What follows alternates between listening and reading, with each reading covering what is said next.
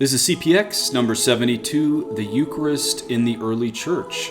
Hello, my name is Father David Nix, and this is the Padre Peregrino podcast. Today is a little bit different, but fun, I hope. I want to tell you how the earliest Christians thought of the Eucharist and the Roman Church. So we're going to divert a little bit from CPX, but it's obviously on topic if you're following along.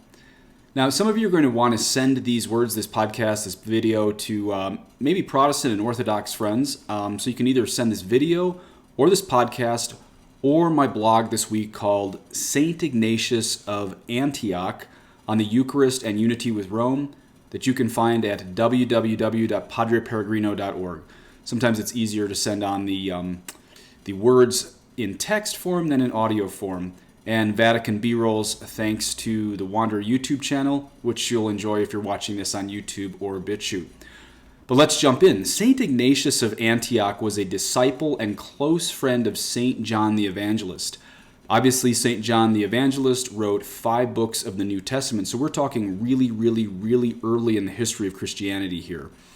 Now, what would St. Ignatius of Antioch say, this first century saint who lived at 1st and 2nd century? What would he say to, say, a Protestant or an Eastern Orthodox today asking him questions about salvation?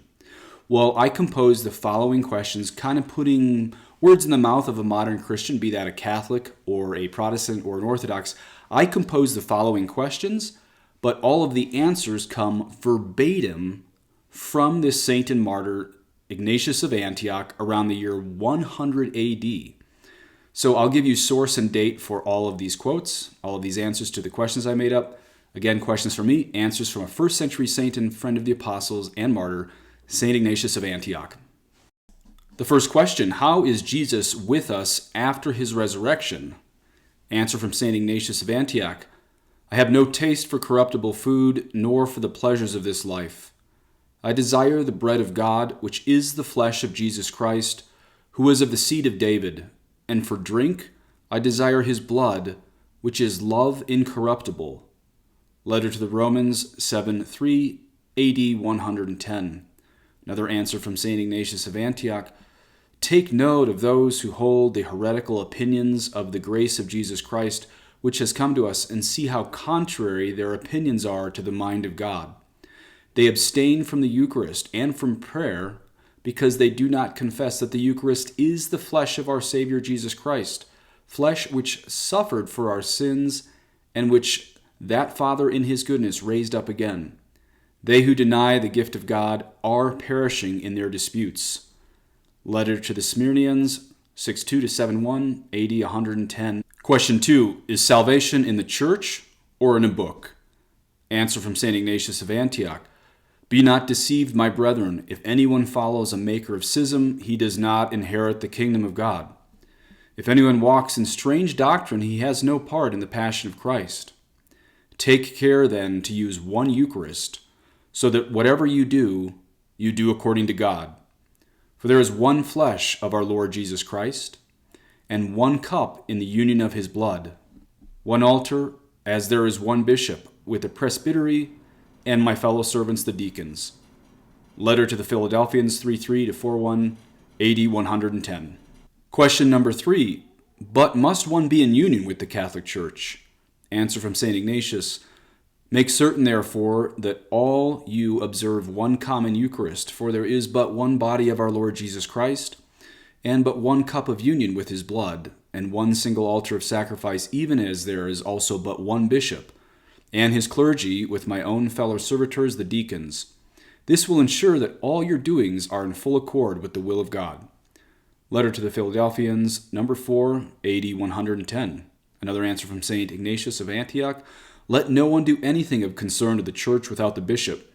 Let that be considered a valid Eucharist, which is celebrated by the bishop or by one whom he ordains.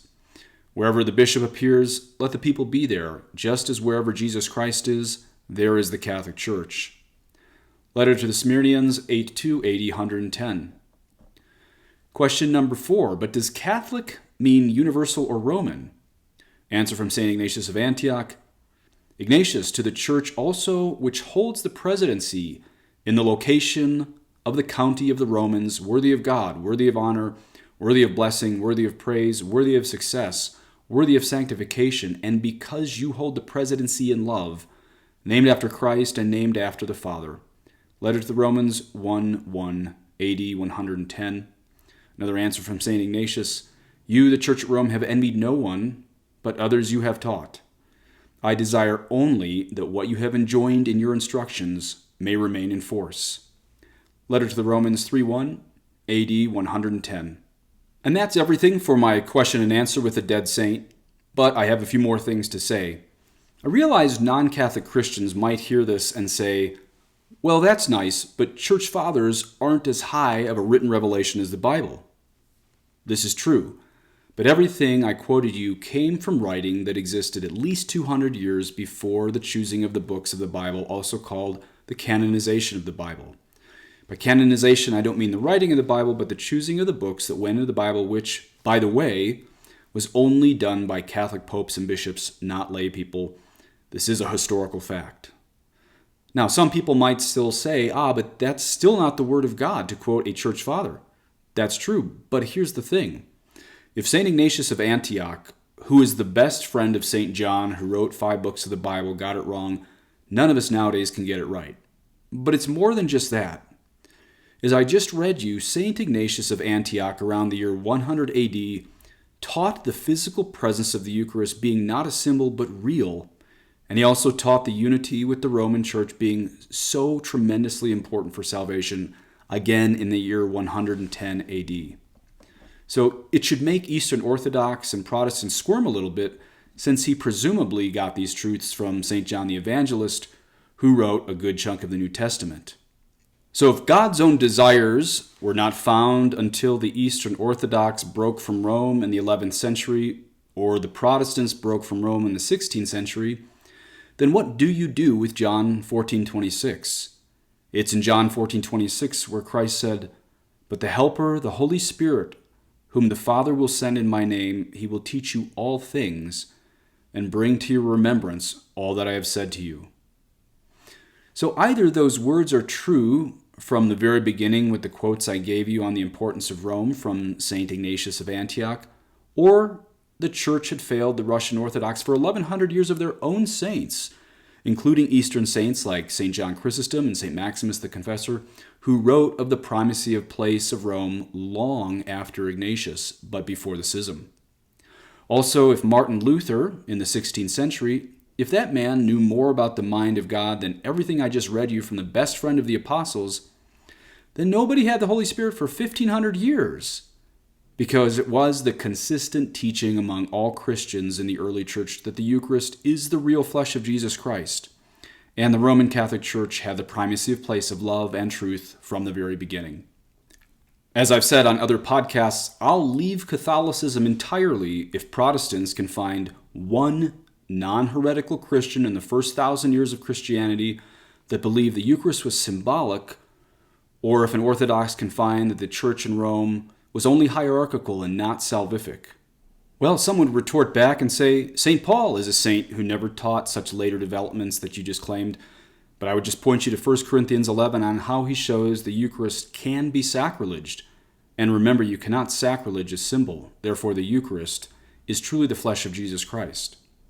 Or maybe I'd show you even when St. Paul rebukes St. Peter in Galatians, showing that Paul is rebuking Peter for spending too much time with the Jews exclusively, when in fact Peter was called to lead all the new Jewish converts to Christianity and all the Gentile converts to Christianity. Why?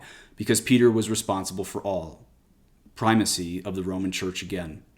But finally, why would this man, St. Ignatius of Antioch, be allowed to hang out with the apostles with such wacky ideas if they were not true?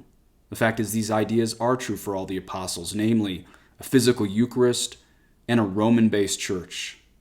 No, St. Paul had no opposition to any of this, and neither did the apostles. This is why the early church all called St. Ignatius of Antioch a saint, a martyr, and a friend of the apostles. You see, the fact is they all believed the same thing in the early church, just as some of us Catholics still do. This is the faith that saves. And despite the crisis in the Catholic Church right now, despite the infiltration of heretics into all aspects of our hierarchy, much like we saw in the 4th century Arian crisis, Just as we came out of that, we please God will come out of this, or Christ will return. Because the fact is, the Roman Catholic Church remains God's church. Because somewhere, somehow, Catholics are keeping the same faith as St. Ignatius of Antioch. Please say an Our Father for me. Et benedictio Dei omnipotentis, Patris et Filii et Spiritus Sancti, descende super vos et maneat semper. Amen.